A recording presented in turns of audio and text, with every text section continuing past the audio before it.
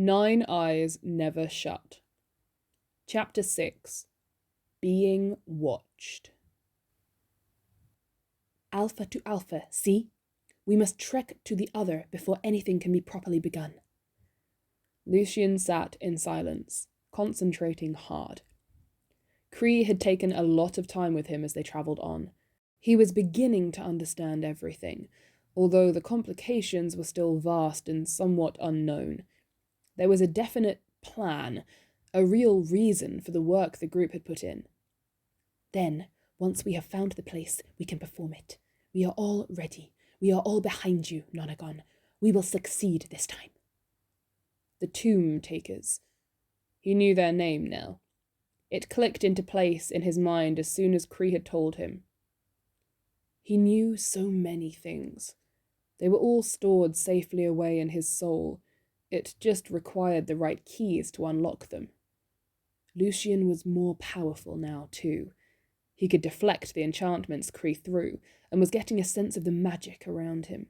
He could almost taste it, ripples of energy gusting through the air.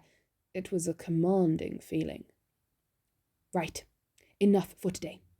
Cree was rolling up her parchment, stowing it away in her large backpack. Not far to go now. Then we will be at Bellempost.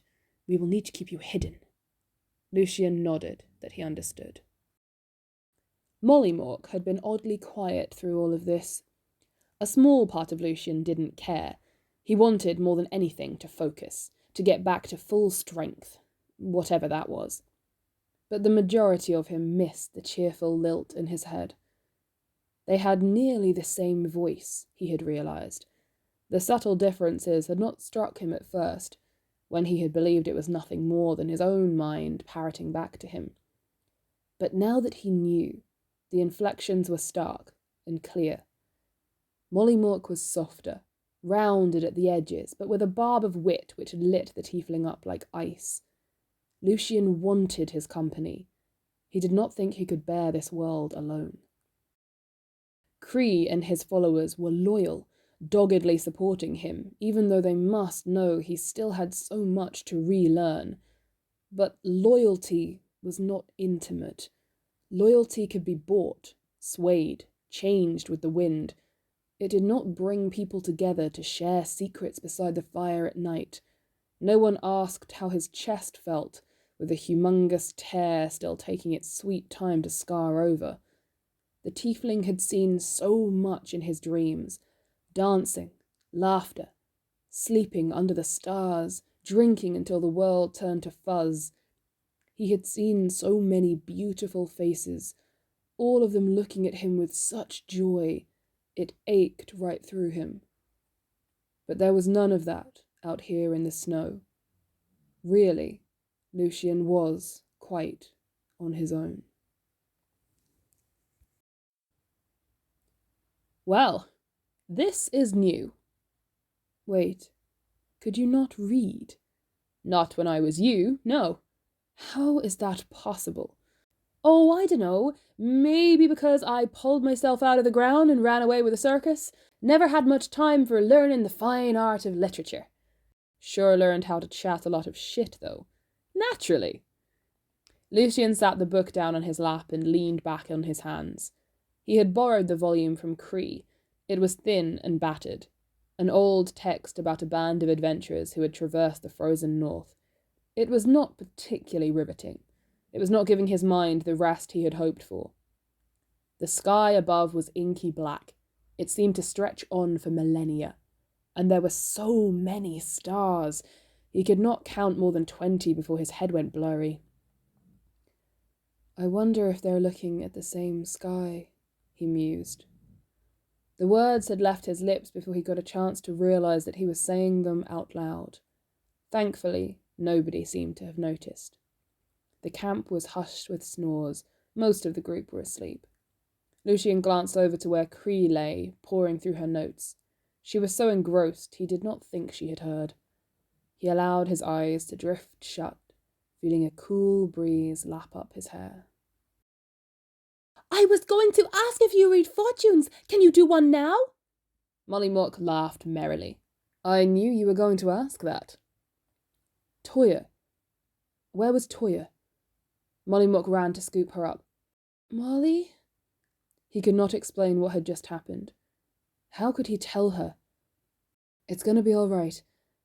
I'm going to get you home. She was so small, so sweet. He held her as tight as he could. You got me arrested? Multiple times. Mollymauk! Oh, come on, call me Molly. You've earned it. Molly. Did you say something? A voice called across to him. Shit. No, you're all right. Suspicious eyes lingered on Lucien for a while before turning back to keeping watch. The tiefling sighed, shifting about. Something felt off, like an itch pounding on his skull. He couldn't shake it, nor place where it was coming from.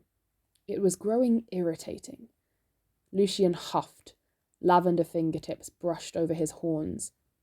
He had kept most of the little details Molly had added. The larger, more noisy pieces were long gone, though. He could not risk getting heard in a crucial moment because of sudden tinkling trinkets, but the smaller ones were just as pretty, and quieter. Those had remained. Lucien fiddled about with a silver charm, twiddling it absent-mindedly as he tried to hone in on what was making him feel so uncomfortable. It was as though someone invisible were standing very near, breathing down his neck. Suddenly, the feeling intensified, persistent, clawing at him. Eyes. All the eyes on him. So many eyes. You can all stop gawking now, Lucien snapped, sitting abruptly upright and glaring around their little camp. Bleary faces poked out of blankets. The two on watch exchanged confused glances. None are gone. Everyone is asleep. No one was looking at you. I can tell. Lucien tossed off his own blankets and rose to stand defiantly before the tomb takers. I can feel it, you know. I know someone is watching me. Cree was before him in an instant. You can sense someone is watching. Right now. Yes, Lucien sighed exasperatedly. And we are trying to sleep, so would you all just kindly... Nonagon, you need to listen to me. Cree spoke very fast. 2 hands took hold of his, warm fur pressed up close against his palms. Concentrate. Hurry, now. I need you to focus on not letting them in. Not letting who in? What? Lucien's first thought was of Molly. There isn't time. Now concentrate. Think of nothing. Nothing at all. And close that window. It can help to picture it. See it. Close the window and step away. They cannot see you if you do not let them. She was so alarmed, so suddenly full of worry and care that Lucien just did as she instructed. He squeezed her hands and tried to let his mind go blank. A window. A window. Mollymauk provided. The image of a tavern window ablaze with warm lights. Close it, Cree was repeating. Do not let them see. Lucien thought hard. He saw the window, speckles of chipped glass in a worn wooden frame. He imagined slamming it shut. The warm lights died away. The window descended into nothingness. The prickling feeling faded. Lucien let go of Cree. It's gone. I don't feel it anymore. The tabaxi pressed a hand to her temple and nodded. Good. That's good. They probably did not see anything. If they did, it would not have been anything of use. Good.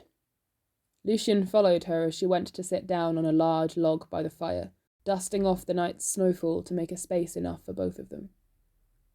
What was that? He asked. Cree spoke to him from behind her hands. Her eyes were closed. She was apparently thinking very hard. It was a scrying spell. Someone was attempting to see what you are up to. What?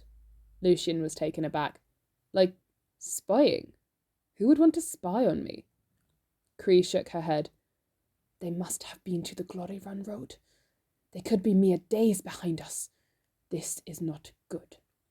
She looked up suddenly, and Lucien jumped. Have you felt that before? She demanded. Like someone was watching you. Have you felt this spell before? Lucien furrowed his brow. Yes, he realized as he said it. I have. A couple of times, I think. Cree groaned. When? What did they see? Do you remember? I think they might have seen me walking with you in the snow weeks ago now, and... Weeks! Cree echoed. Oh no, if they were checking up on you as long ago as that, they could be anywhere. She patted his arm. Go on. And the second time? The second time was, I think, when we stopped in that cave for the night. I was just sitting by the fire, nothing interesting. Cree was nodding again. All right. This is fine. We can work with this. Were there any more times? Anything you can remember? Not that I noticed. Lucien was feeling decidedly less powerful than he had been a few days previously. Someone was spying on him, and he hadn't been able to fend them off. Suppose they were reading his thoughts too, burrowing into his mind and worming out all of his secrets. What if someone managed to get at a memory he hadn't been able to yet? What then? Teach me. He turned to the tabaxi. Teach me how to stop this happening. Cree drummed sharp, talon-like nails on her knees. I can do that, but I have not seen them for a long time. For all I know, they could have us evenly matched by now. Who? Lucien asked, excitement digging away at his insides. Who's trying to find me? Cree did not answer. Cree! He shoved her briefly in his frustration. Who is it? He wanted the name. A name at last. A name he could put to a face, perhaps. Someone, somewhere out there, was looking for him. Or for Molly. Or for them both. The tabaxi swiped away his hand and dropped her voice to a low whisper. All right. Calm down, will you? She seemed to be choosing her words very carefully. Finally, she spoke. Just 2 words. Ves dirogna.